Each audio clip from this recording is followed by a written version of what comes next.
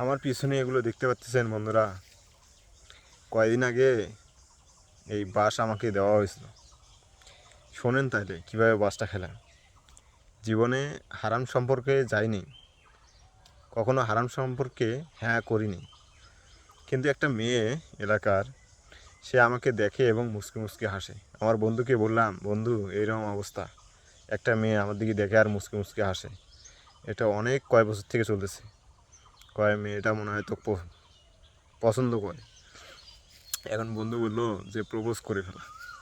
তো এই মেয়ে তো আমি ভালোই প্রপোজ, মানে ভালোই ভালো লাগে মেয়েকে, ভালোই ভালোবাসি তাকে।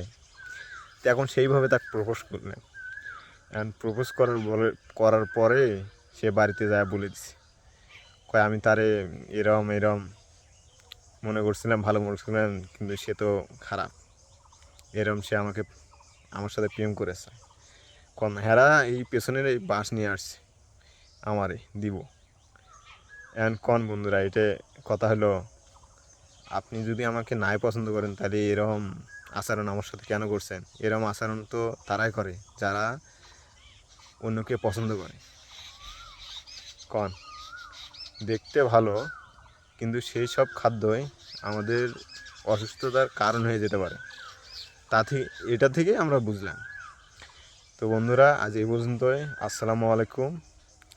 ভালো না লাগলেও একটা রিয়েক্ট দিয়ে দেবেন।